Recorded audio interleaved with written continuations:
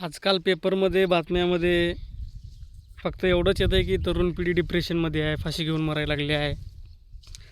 तर त्या तरुण पिढीला एवढंच सांगावं वाटतं की कधीतरी आपल्या इतिहासामध्ये डोकावून पहा, आपला इतिहास वाचा.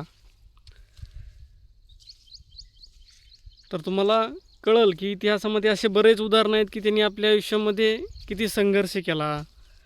छत्रपती शिवाजी महाराजांचं उदाहरण आहे. छत्रपती शिवाजी महाराजांनी ज्यावेळेस स्वतःच्या स्वराज्याची स्थापना केली त्यावेळेस मुठभर मावळे होते त्यांच्यासोबत. ती मुठभर मावळे घेऊन एवढ्या यवनांच्या विरोधात जाऊन लढणं म्हणजे सोपं होतं का त्यावेळेस? किती तो पराकोटीचा संघर्ष होता. केलाच ना त्यांनी संघर्ष. मग भगवान श्रीकृष्ण घ्या.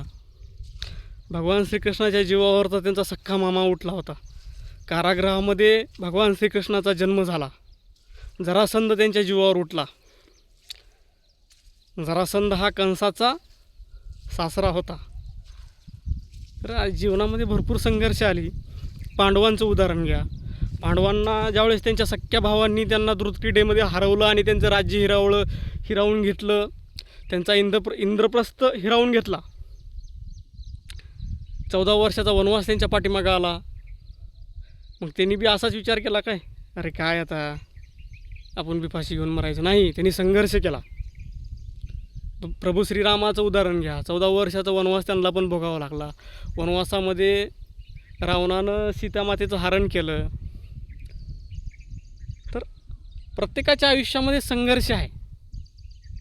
तर थोडं बघा, वाचा, आपला इतिहास वाचा आणि त्या इतिहासामधून काहीतरी शिकण्याचा प्रयत्न करा, घेण्याचा प्रयत्न करा.